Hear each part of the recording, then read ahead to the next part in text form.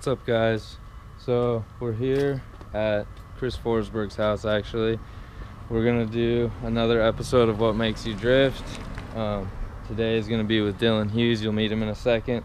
For those of you guys that are new subscribers to the channel, I do this What Makes You Drift with different drivers from Pro-Am, Fun Haver drifters, Pro 2, Pro 1, and hopefully some international pro drivers in the upcoming future, and just asking them questions of what got them into drifting and why, and how hard it was or how easy it was, and you know, all the struggles and the challenges that drifting takes to get to, and then kind of learn their experience so that if you guys are thinking about starting drifting or getting into drifting, you could hopefully relate to me, to Dylan, to Chris Forsberg, all these other people that we've interviewed, the other YouTube guys, and then the Pro-Am guys, and you know, so on. And we'll continue to do like 1 or 2 of these a month. So today we are here with Dylan Hughes. Hey, how's it going, guys? This is Dylan. If you guys don't know him, check out his Instagram.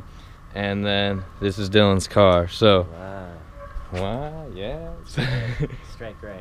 So first off, he's gonna tell us about his car, because this is no simple S13. This is a crazy car, and Dylan built the whole thing himself, so I'm just gonna let him start telling us about it. So let's see, like the motor. So it is a Chevy LS motor. Yeah. You know, I'm one of those guys, but that's all right. I do love Doesn't this thing. look stock though. No, not quite. So it's a it is a Thompson Motorsports bottom end. So it is a bored and stroked LS3 to a 416 cubic inch, and those of you who don't know, it's a 6.8 liter V8. It's got the stock LS3 heads. It's got a pretty big cam in it. Obviously the fast intake and a couple more things. It makes 510 to the wheels. It runs through a G-Force dog box, side shift transmission, Winner's Performance quick change. You know, the huge for an FG car, I guess. But okay, so one thing you guys are like, oh my gosh, Dylan is now this will be his second year of Pro 2, so that's why his car is so insane. But he'll tell you his story here in a second. XRP crimp lines everywhere. The good stuff. CNR radiator. Yeah. Set trap oil cooler. Oil cooler with a little push fan. I wish it was a pull fan, but the push works all right. Wise Fab. Wise Fab with a front sway bar. It's the best ever. Maybe not ever, but really good. It's yeah, Wise Fab's really good. It's pretty solid. It's got too much angle, which is a good thing. That's what you need for drifting. Yeah, so you can see that side shift transmission in there. It's a little bit backwards from most people's setup. Like the GSR transmission, you can see that it's the GSR is centered, this one being the side shift. I had to switch the handbrake and the shifter, which isn't ideal, but I did it to save a few bucks in the transmission. But it's just as strong of a trans, and it shifts really well. I actually really like it. It's fun. I got to ride with Dylan. Maybe we'll be able to throw a little bit of that footage in.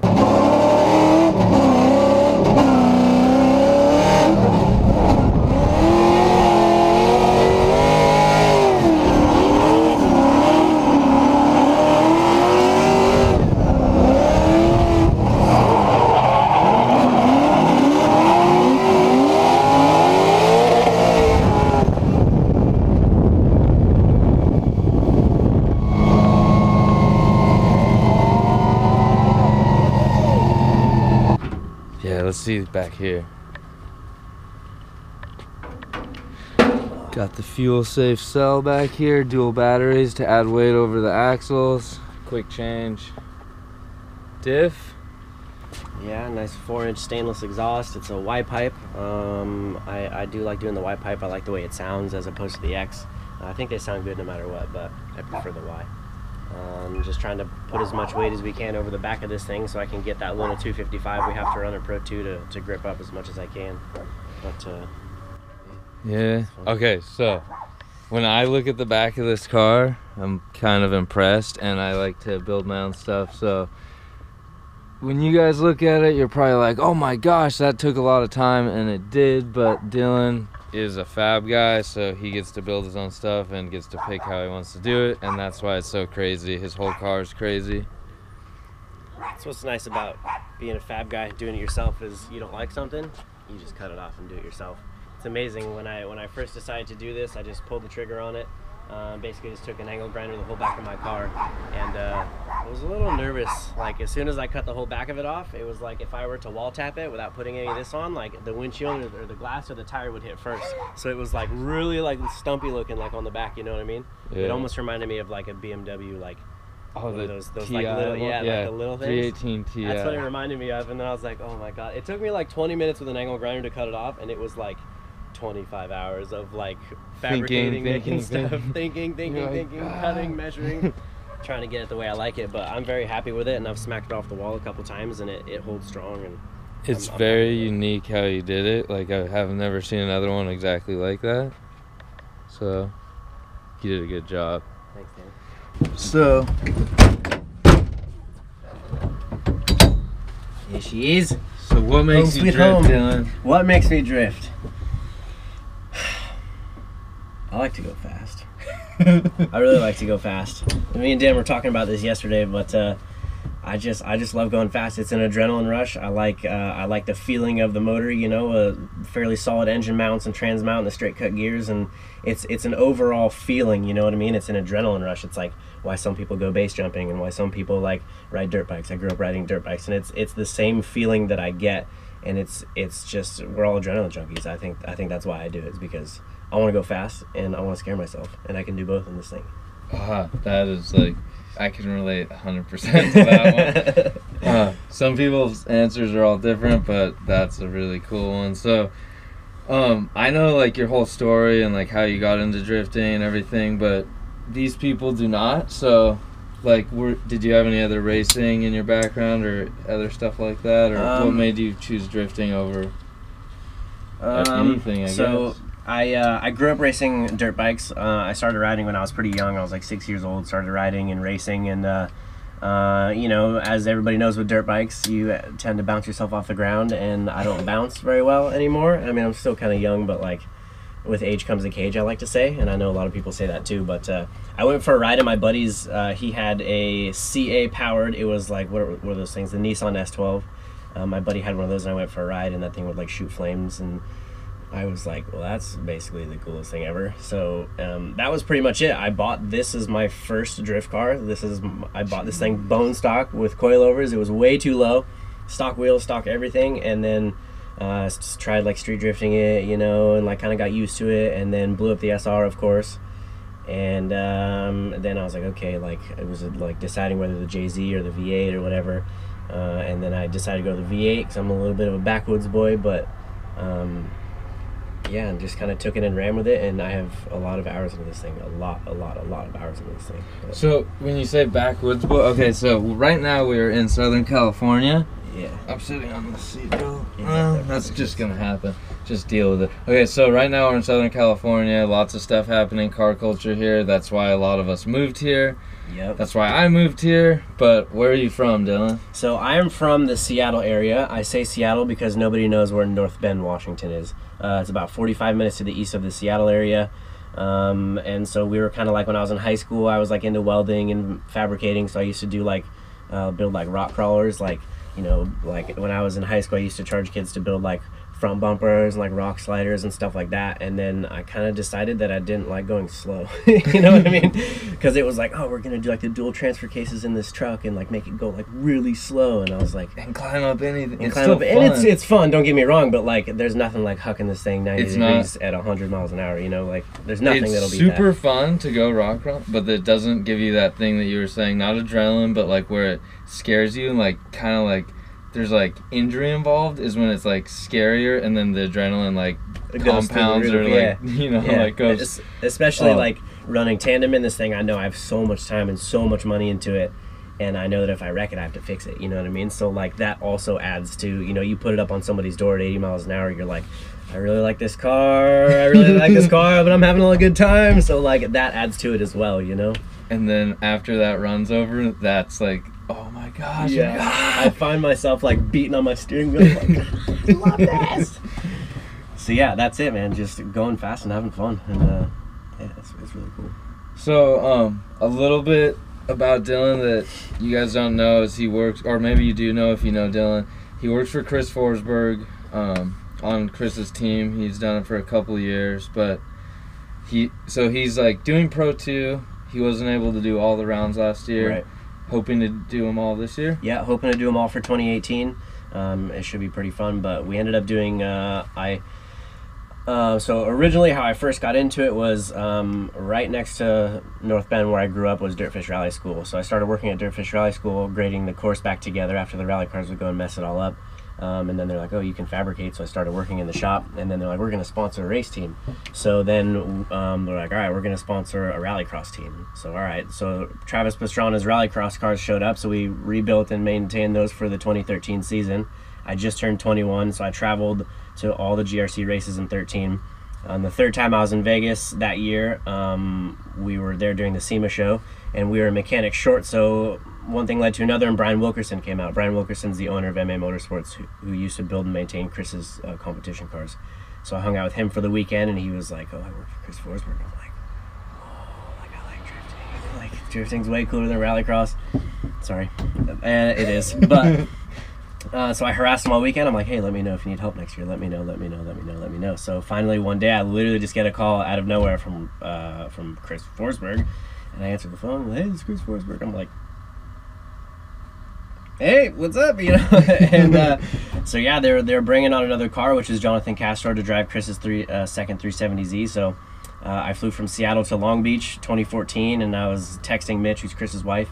You know, she's like, I have short dark hair and I'm driving a Volkswagen. You know, I like didn't know anybody, so I like just flew down there, and we got along really well. And then we did a couple events like that, and then they offered me a job to move out to Baltimore, Maryland to work on the FD cars. So I lived in Maryland for 2.5 years, and that's where I won a Pro-Am series over there and got my Pro 2 license. And then last year we did Pro 2. I could only afford the one local event, which was Evergreen Speedway in Monroe. My first pro event and my 6th drift event ever. We qualified 3rd and ended up finishing 2nd in the event, which was really sick. My first professional event, and that was a massive confidence booster. So this year, 2018, we're just looking to party down and hurt some feelings, hopefully. I think you can do it. I think he has just a little bit of raw talent, more than the average person. Just a little bit. Maybe. Times like, yeah. Next question I was going to ask you is, what has been like the biggest not struggle, but what is the hardest part of being able to pursue your, drifting? The hardest part, I mean, all of it's hard, really. You know, it comes from, I run race gas in this thing. It's $10 a gallon. Like I feel like it all comes down to the money. You know what I mean? So it's making enough money, and then you have to make the money, which takes up some of your time. And then if you spend all your time making the money, then you can't spend your time working on your car. So it's like this weird like battle. So you have to manage your time. So you find yourself constantly working on your car, constantly working to make money so you can put money into your car. You know what I mean? So that's tough to say. It's all tough, but I think that and then it's not just the drift car. You can't drive this thing on the street anymore. So then you need a truck, and then you need a trailer, and then you need somewhere to put your 20 tires for the weekend. And I think collectively the whole thing is just fairly difficult, but it's worth it because it's the best. It is worth it. Usually the last question is, do you see yourself doing competitive drifting? We already kind of established that he already is doing competitive drifting, so that's why his answers are going to be a little different than some of the other people, or maybe like a fun haver drifter that's just going to go to the fun events. But everything he just said is that's like his version of it, similar to other people that are like full on into competitive drifting. But if it's what you decide to do, then you don't mind doing it, because I have the same issues you have, but it's something that I enjoy doing. Like, I don't enjoy every part of it. There's really hard struggles, but then you're like, you're gonna keep doing it. Yeah, like, and then the whole thing's tough, and you're changing tires, and it's midnight, and your car's being a piece of crap, and it doesn't want to work, and something's going wrong, and then you're like, I really hate this. Like, why do I do this? And then you go and drive your car, and then you just huck this thing in sideways at like 80 or 100. Once you figure out what was wrong, so it works. Yeah, of course. So then you always get your car done in the end, and then you go to the track, and then, like I said, you finish a run, and I found myself beating on the steering wheel after I finished a run, and I'm like, it was worth it. So like I said, it just goes back to that adrenaline rush. It's all worth it in the end, the time and hours, and midnight the night before changing your tires or fixing your car or whatever it is. Like, it's all worth it. I love it. Yep. It definitely is. Okay, so another question I would ask is there something that you like sacrificed in place of drift? Not like a negative sacrifice, but did you replace something in your life to, you know, with like the time that it takes? Because like we just talked about, it's so time consuming, like to earn money or to work on the car or both. But what did drifting take place of? You know, I would say a lot of stuff, but people, when I started getting into it, everyone was going to college, everybody was going to parties, and everyone was, doing the kid thing, you know what I mean? And I feel like I was, working at the shop late, working on my car and trying to make money and stuff like that. So like, I would say a little bit of a social life, but on the other end, the people that I've met through drifting are the best people in the world, and I'll have friends till I die that I've met through drifting. And like, not only that is, moving from Seattle to Maryland, that's complete opposite ends of the country. So, like saying goodbye to my family and my friends and all that, like you have to sacrifice a lot. And living in Maryland for 2.5 years, that's, like I said, a long ways from home for me. So like, and then now I live in SoCal, so it's sacrificing everything really, It's horrible weather here too. Yeah. But I don't know, SoCal's pretty solid though. It's like snowing back in Washington, and I'm like, it's like 70 here right now, and I'm like, yeah.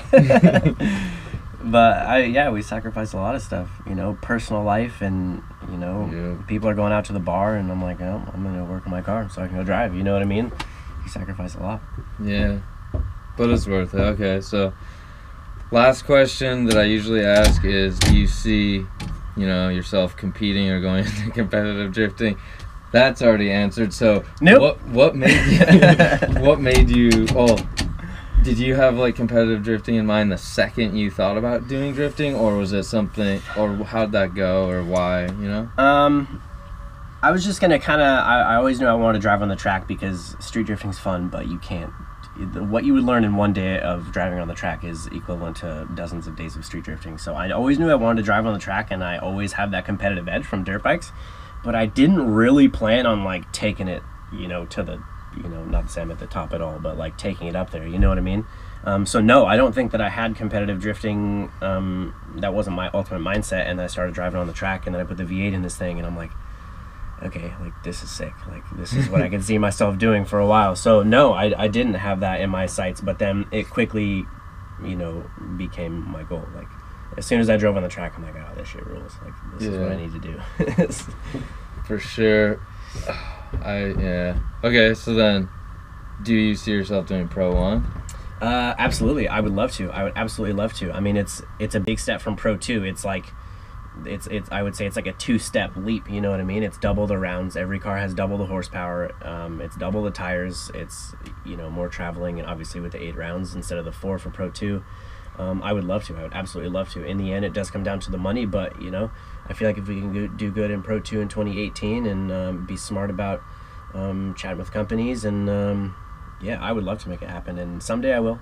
I promise. It's just it'll take a while, but that's all right. I think you'll do it. I'm patient sometimes. You'll get it. Yeah, I would love to, man. I just want to beat Chris Forsberg because he's like my brother. And it'd be really cool to beat him someday. I want to beat Chris Forsberg too. That'd be so sick. I'll be like, ah! I told him in 2011, I'm going to drift with you on like the big tracks one day, and then I got to do it last year a little bit. So I'm still kind of going for that. Hey, man, just one goal at a time. Bucket list goal check. And now you just got to beat him. Yep. But there's everybody in Pro 1 is good, like real good. So it's like, there's like even making it to 16 is like a huge feat in its own. You know what I mean? Like everybody is on their shit. So yeah, it's hard. Yeah, but you're gonna get there. Yeah. Someday I'll be like you, Dan. Yeah, but I still have a long way to go. We all have a long way to go. We do. Okay, one other question. All right. What makes you rad? Rad? Because sometimes I wear a Rad Industry shirt. No, not that kind of rad. I don't know. I feel like I like to be easygoing and try and keep.